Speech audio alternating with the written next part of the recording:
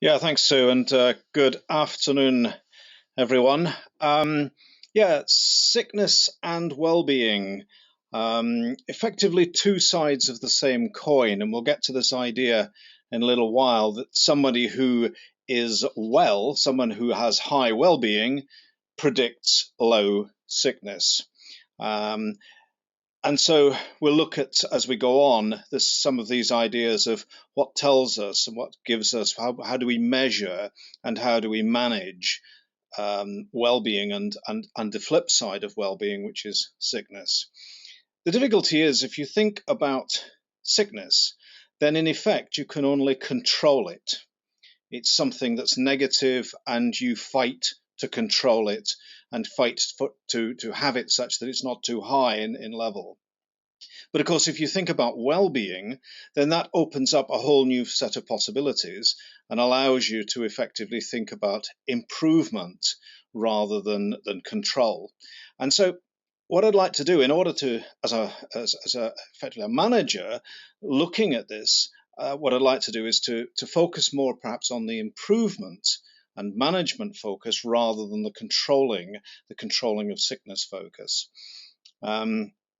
I want to develop as we go a management model for this improvement. Rather than just give you a lot of random stuff, I'd like to leave with a few models so that you've got some mental models as to how to go about managing sickness and well-being. It's a complex business, and we'll try and deal with that complexity. And as we go, my final comment ultimately will be, and I'll tell you now the conclusion, and that is that sickness and well-being as a management activity, it's a line function supported by HR, and really in effect what we're doing here is actually giving the HR input to the activity. But it's very much at the end, I'll show that very much managing sickness and well-being is very much a line management function, and I'll show you what I mean by that as we go. Before we start, we've really got to look at the big picture. And the big picture here is that there are two environments that the individual exists in. They exist in the home environment and in the work environment. And as I said there, someone who is high in well-being will predict low sickness levels. And that's what's meant by the influencing arrows that you see there. The important point is that if someone is enjoys high well-being at home, then they're likely to have that spill over. That high well-being will spill over to become a benefit to the firm.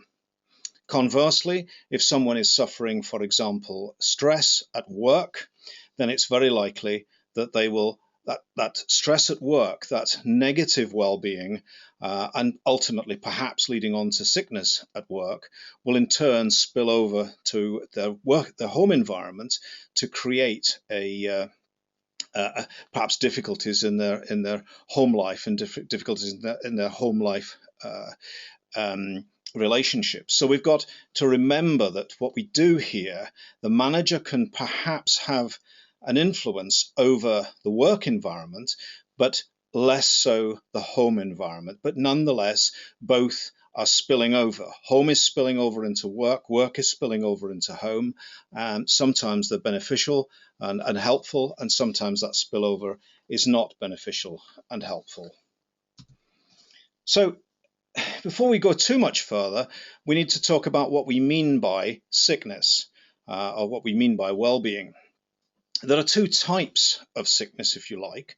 There's physiological sickness, that which affects the physiology, the body of the person, and the psychological sickness, which of course is dealing with the mind of the individual and how they are feeling, how they're feeling within themselves. Now, examples I've got here on the slide. You've got some guys digging a hole. They're using a pneumatic hammer, and they are digging the same hole over and over again, perhaps to put water meters in or something. They're suffering in the end, perhaps from repetitive strain, injury. Um, and it's down then to management to intervene. Perhaps if the sickness levels rise too high, then there's an indication there that people are suffering from this RSI as a result of the work itself. So we're contained within work. Of course, different matter if they're playing rugby at the weekends and they injure themselves at the weekend, then that of course spills over into an absence during the working week. But we've got something there which is a physiological activity. If, of course, the individual loses their job, then, of course, we all know that that then can have a knock on onto the psychological influence, because, of course, at that point, you can no longer do what you need to do, you can no longer keep your family, and prospectively, some people, depending on the conditions, may end up suffering from depression. So we end up with the physiological illness affecting the psychology of the individual. And of course, the other way around. If we look at somebody suffering from stress at work, they may in turn have psychological effects of stress, that is to say, consumed by negative thoughts, can't actually progress because of those negative thoughts. But of course, that then creates overproduction of cortisol. The result of that is that we end up with headaches and perhaps high blood pressure. So we see the interdependency of physiological and psychological. And there's significant research in all of these areas. The problem, of course, and we should say something to do with the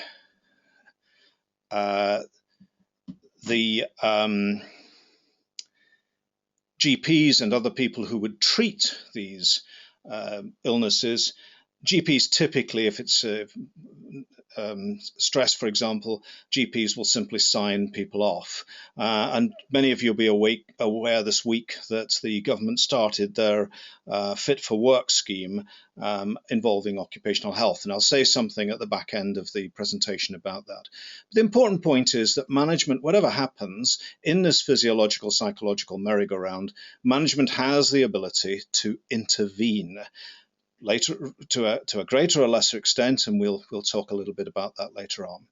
But let's first go down the road of psychological well-being and look at what managers can actually do. What can we do? Because at the end of the day, we're interested in this idea of improvement.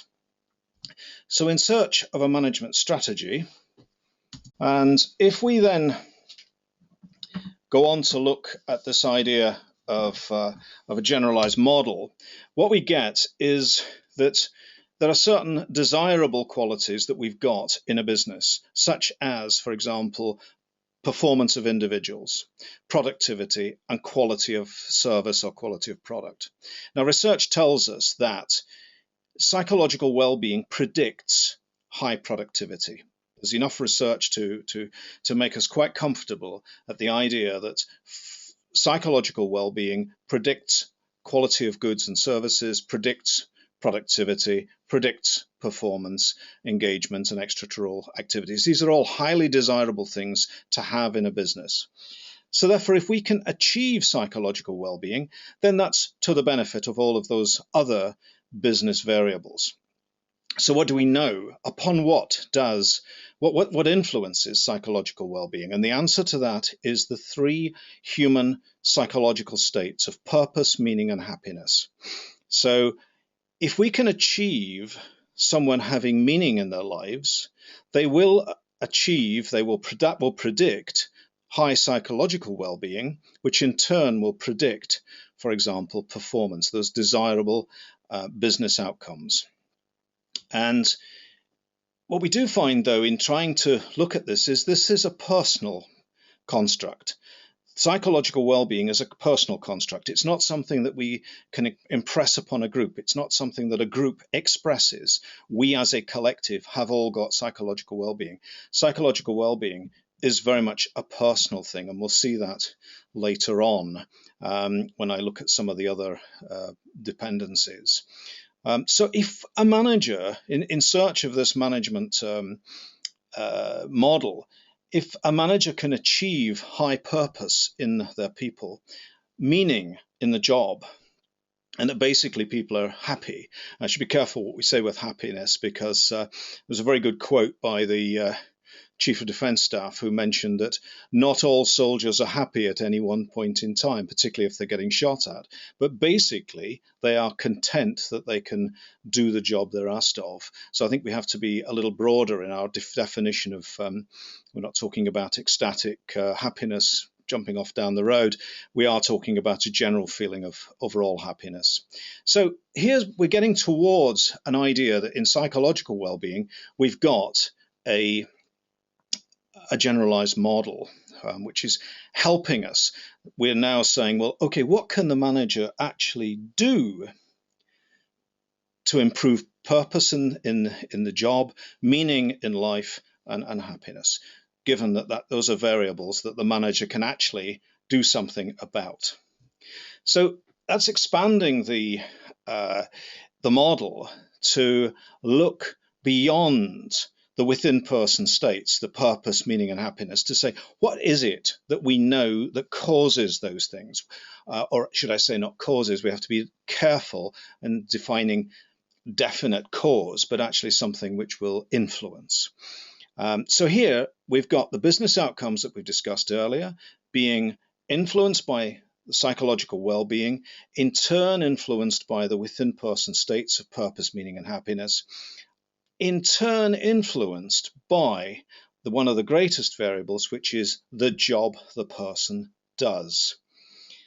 And we can look then at the job that they do and what we mean by that job in order to influence those within person states, the purpose, meaning, and happiness. Communications, if, for example, a manager ensures that their people are communicated with, that they know what's going on in the business, they know why they're doing things, then that will in turn reinforce the psychological well-being, which will reinforce influence the business outcomes. Likewise, if there's a strong manager to employee relationship, then likewise we get that influencing flowing through.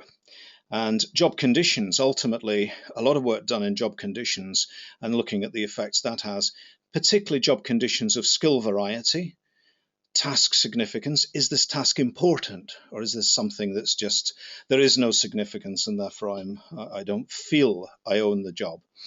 Autonomy, a big important one. And that's why many people are permitted to choose how they go about doing work, because that grows the purpose that they derive from doing that work. So here we've got a bunch of stuff on the left-hand side that the manager can actually do something with and play with.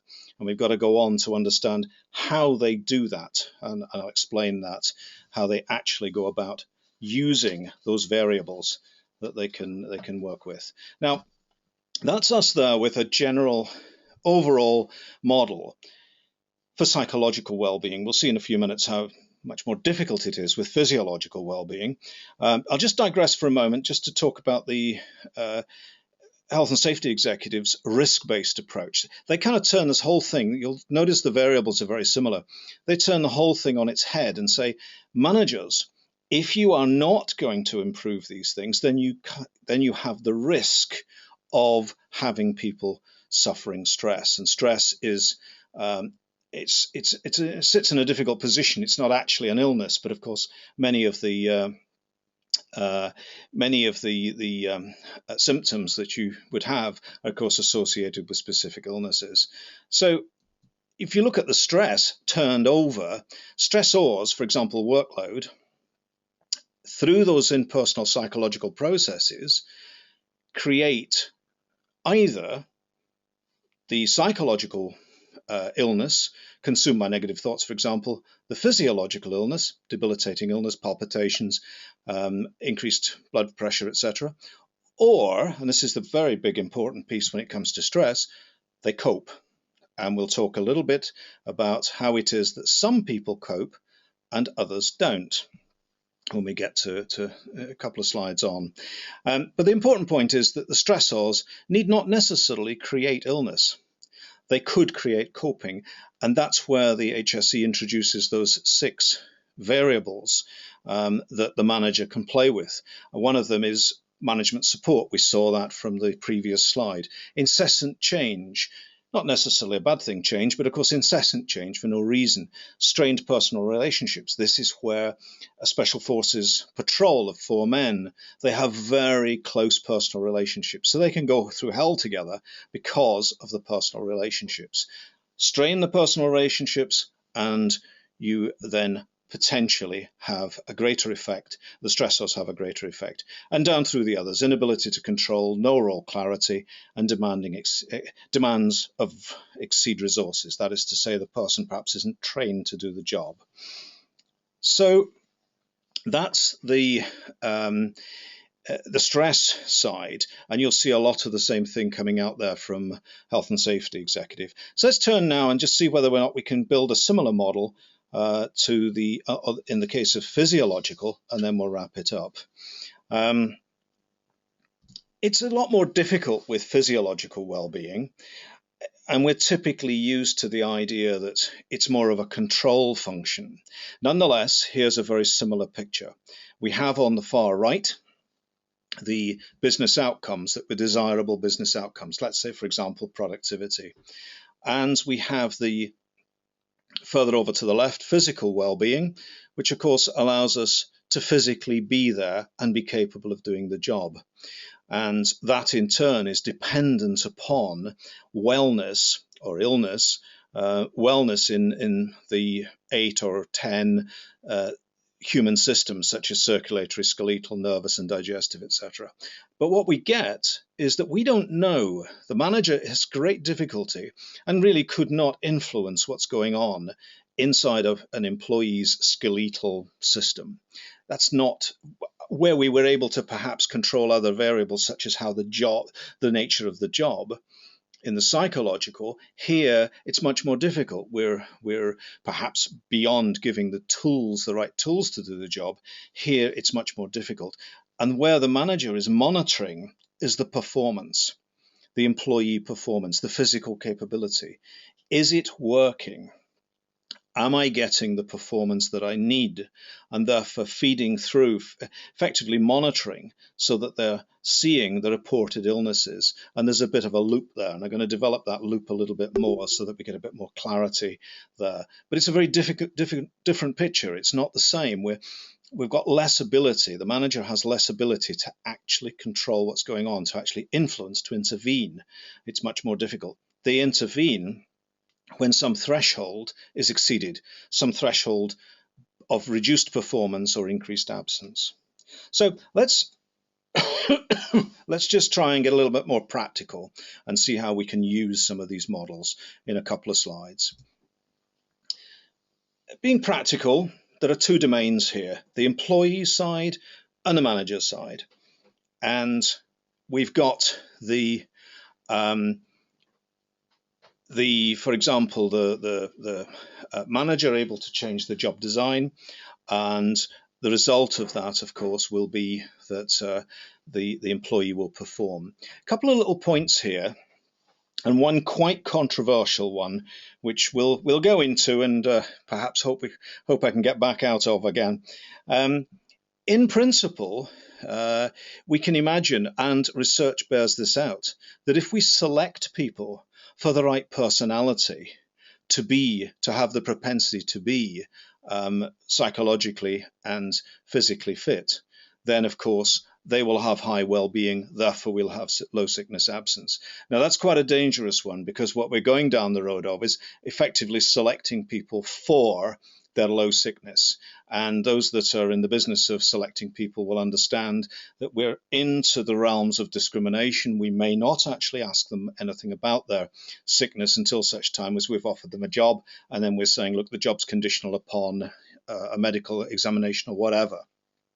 So we're in a difficult area here. We also can imagine that what we're expecting, if we went down that road, into the kind of eugenics type area, we would expect to have everybody in the company as supermen, superwomen. And that's not real. What we're actually talking about here is making sure that the person and the environment are in harmony. There is person-environment fit. And I think that's the key thing when it comes to selection, that there is harmony between the person and the environment. But nonetheless, there is a link between the personality, we won't go into the details, the personality of an individual and the degree to which they would ultimately have higher well-being, and therefore, in principle, it can be selected for. After all, that's what the military do. That's what their exercises perhaps are targeted at. But the key thing on the manager's side is their ability to intervene. And I will mention finally goal setting in those interventions. Goal setting is one of the greatest ways of achieving meaning and purpose out of a job. It assumes on the employee domain side that the goal is accepted, and there's all the issues about that. But fundamentally, goal setting is a great input and a great practical way of working with this. So how does it work? How do we physically make it work? For the last just 2 slides. Some of you will be familiar with this idea. It's called a feedback control loop, and what we are doing at any point in time is we're saying, what is the performance that we want out of the individual? It's, after all, as I explained in the physiological well-being, and it's also the same in the psychological well-being, the thing that the manager can monitor is performance. And I don't mean performance in a health sense, performance in a job sense. So they have an idea of what the reference performance is. They have an idea of what the actual performance is. If they are the same, there is no error, no feedback, and therefore the manager need not intervene. If they're different and the reference performance is higher than the actual performance, there's feedback, the management wishes to intervene, and of course they wish to investigate those factors degrading the well-being, because degradation of the well-being, as we saw with those dependencies in the model, will actually reduce the performance. And that's the practical way of doing it. And it's about setting up references for every individual, saying, what do I expect out of you? And what am I getting out of you? And therefore, what am I going to do about it? And that's the sense. Ultimately, it's about management support. It's about adjustment of the job, etc. But ultimately, it may be admitting that the individual is just in the wrong job, and that they, in fact, should be eased out of that job on into the next part of their career. So to summarize, the whole business of managing sickness and well-being is cyclic. It's a dynamic, continuous system. It's about setting expectations. What are we expecting here? It's about letting the processes run and seeing what's happening, monitoring the sickness, monitoring well-being, and then intervening. The critical thing is intervening. If you've got someone who is suffering, for example, from Crohn's disease, and you establish that they perhaps could get back into work, there's a process, an intervention process, which brings them back into work. You then reset the expectations, background, monitor. If it's somebody who's abusing alcohol, then you are setting expectations. You're meeting with them. They understand what the expectations are. They're monitored, and the manager intervenes. If it's psychological well-being, then it's exactly the same in order to trigger, constantly trigger, am I getting the right is it working? Are my interventions working? And if it's not working, what am I going to do about it for every person that we're involved with? So we have to do stuff to improve. And so it's this classic, very common plan, do, check, act cycle that we're quite familiar with. So there we have it. Oh, you might just say, I mentioned that the UK government has introduced a Fit for Work scheme. If you'd like to know a little bit more about that, there's plenty on it, just Google it. But also, if you go to our website and look at Fit for Work, then there's an audio visual, which is an interview that I did on BBC, and have a look at that. That'll give you the same kind of messages, the idea that it's very much the manager who needs to be in control. That's one of the downsides of the current Fit for Work scheme. So there we have it, a complete model, a complete look at the high level. The aim was to heighten your understanding of how to manage sickness and well-being rather than get in the noise and the detail of it. to my mind, it's very much as a manager myself, it's very much a line management function, aided and abetted and facilitated by HR. It's a constant questioning issue. Is performance good? And if no, can I change some of the variables in the job? Can I change the way that people do the job? And ultimately, therefore, I bring the process under control. So there we have it. We've got time for a couple of questions. We're just very quick. We said 20 minutes plus 10. So we're a little bit behind time, but we can perhaps just pop a couple of questions in. First question, a nice simple question from James. Can you explain the Bradford Index? Oh, that's a simple one. You say you need to adopt it in your organization. Bradford Index is just a way, because you'll understand that some people, you have sickness, for example, somebody going off for 3 weeks at a time, maybe a bit longer, maybe 2 or 3 periods of 2 weeks. How does that compare with somebody going off every other Monday because they don't like Mondays? How do the two compare? And it's in an effort to, it's an arithmetic calculation that's done against the sicknesses of individuals to try and equate everything on a level playing field and compare sicknesses between individuals. There's a lot on it. There's actually a Bradford Index website, which is quite explanatory, and it takes you through the arithmetic of it. But it's there to normalize all the data that you classically get when you're gathering sickness absence data. And one from Amanda. With more and more people working from home, how do we monitor sickness and well-being in home workers? That's an excellent question, really, really good question. And if you go back to what I was saying earlier on, the only way you can monitor it, I'll give you an example of a project that one of my companies ran some time ago, and it involved somebody who we thought was we were led to, evidence was that perhaps they were taking misusing alcohol. It comes out this was a remote working organization, almost entirely a central hub, and then lots of consultants working all around the world. The only way you can tell ultimately is by the individual's performance. And of course, what we were seeing in this case was face to face, this person was fine, but actually on online meetings, the individual was clearly under the influence, and therefore that was tackled in that way. But it's the way it manifests itself is the person's work degraded. So I think that's another argument for what I argued in the presentation, and that the measure is the performance, not the absence. And that also neatly covers off presenteeism, because presenteeism being something whereby you are present but you're sick. You've dragged yourself in because you dare not be clocked as sick. But if your performance drops, then clearly that feedback loop that I talked about triggers, and you are clearly ill, even though you are still there. So the key measure in all of this is the individual's performance. So there we are. I think that's us with 30 minutes. I would say at this point, thank you very much for coming online. Thank you for the 2 questions, really good questions there.